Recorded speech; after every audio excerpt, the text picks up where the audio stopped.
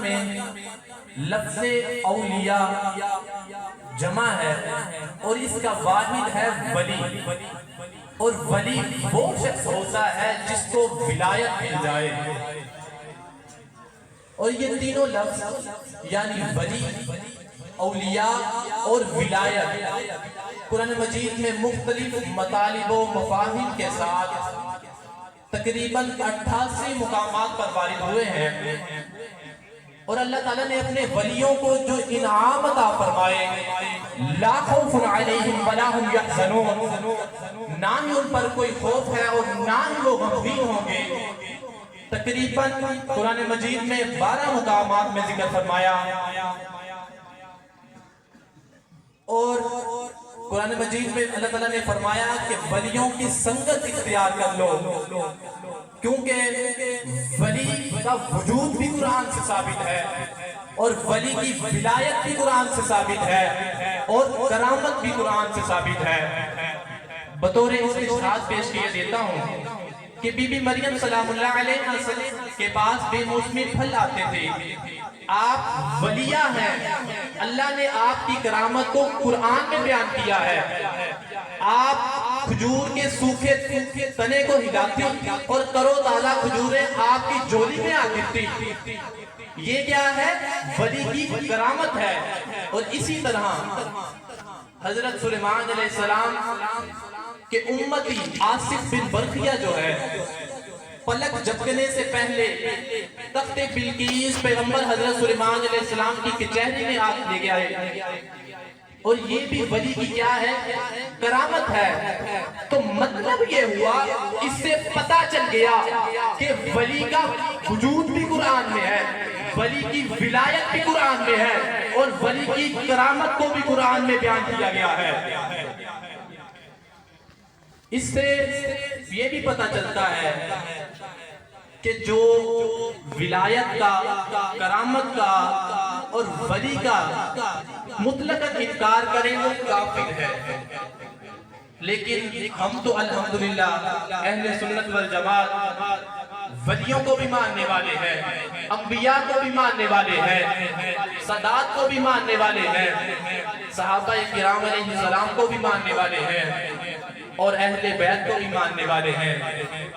ماننے والے ہیں، جو بھی ماننے والا ہے میں اس کے لیے جملہ عرض کرنے لگا ہوں کہ ولایت جو ہے ایک منصب ہے، جس کو مل جائے وہ ولی بن جاتا ہے، اور ولایت جو ہے یہ اللہ کے انبیاء کا فیضان ہے۔ جس طرح جسم تک دل کے ذریعے پورے جسم تک دل کا فیضان پورے جسم کو ملتا ہے، اسی طرح انبیاء کا فیضان پوری امت کو ملتا ہے۔ وسیلہ کیا ہے؟ ذریعہ کیا ہے؟ کہ اگر جس طرح دل کے ذریعے، دل سے رگوں کے ذریعے پورے جسم تک فیضان ملتا ہے، یعنی جسم حرکت کرتا ہے، اسی طرح انبیاء ولایت کے ذریعے انبیاء کا فیضان امت تک پہنچتا ہے۔ یعنی اگر دل کا فیضان جسم تک نہ پہنچے تو جسم مردہ ہو جائے، اور اگر انبیاء کا فیضان ولایت کے ذریعے امت میں نہ پہنچے تو امت روحانی طور پر مردہ ہو جائے۔ اور ایک بات یہ بھی سنیے کہ ہم اللہ والوں کو اللہ نہیں مانتے، اللہ سے ملانے کا ذریعہ مانتے ہیں۔ ایک مثال سے واضح کرتا ہوں کہ حجر اسود جو ہے ایک پتھر ہے جو بخشتا نہیں ہے لیکن بخشوانے کا ذریعہ ہے، اسی طرح اللہ والے جو ہیں اللہ نہیں ہوا کرتے، اللہ سے ملانے کا ذریعہ ہوا کرتے ہیں۔ وہ کسی نے کیا خوب کہا تھا کہ اللہ اللہ کیے جانے سے اللہ نہ ملے، اللہ والے ہیں جو اللہ سے ملا دیتے ہیں۔ اور فاضل بغداد حضرت علامہ مفتی عبدالقوی صاحب وہ فرماتے ہیں کہ صوفیہ کرام نے لکھا ہے کہ بجلی جو ہے وہ پاور ہاؤس میں ہوتی ہے لیکن ملتی جو کھمبوں اور تاروں سے ہے۔ اسی طرح غور کیجئے کہ ایمان کا پاور ہاؤس مدینے میں ہے لیکن ملتا اولیاء کے در سے ہے۔ اسی لیے تو اللہ تعالیٰ نے بار بار قرآن مجید میں فرمایا کہ میرے ولیوں کی سنگت اختیار کر لو، صحبت اختیار کر لو، ان کی معیت کے ساتھ چپک جاؤ، جڑ جاؤ۔ ارشاد ربانی ہے وَاصْبِرْ نَفْسَكَ مَعَ الَّذِينَ يَدْعُونَ رَبَّهُمْ بِالْغَدَاةِ وَالْعَشِيِّ، یعنی وہ لوگ جو صبح و شام اپنے رب کو پکارتے ہیں، ان کی معیت سے جڑا رہے، چپکا رہے۔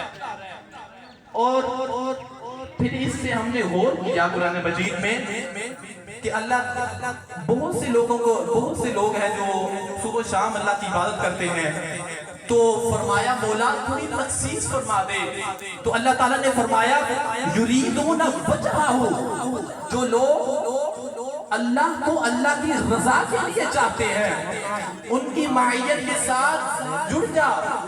یعنی اللہ والوں کا مقصد کوئی دنیا کی حرص نہیں ہوتی، کوئی دنیاوی مطلب نہیں ہوتا، کوئی اپنی دکانداری نہیں ہوتی۔ اللہ والوں کا مقصد ہوتا ہے اللہ سے ملانا، وہ اللہ کی خالصت کی عبادت کرتے ہیں۔ اسی لیے تو ہم حضور کی بارگاہ میں بیٹھے ہیں، ان کا لنگر کھا رہے ہیں، صدا ان کی